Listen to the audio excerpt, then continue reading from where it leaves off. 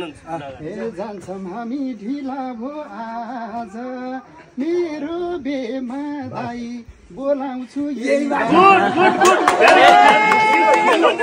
धेरै चोटि आँखा जोड्यो तर तिमी हाँसेनौ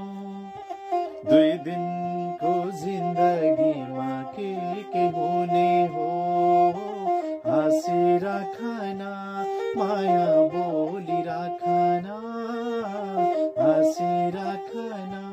माया बोली राखना धेरै चोटि भेट भयो तर बाक्कै फुटेन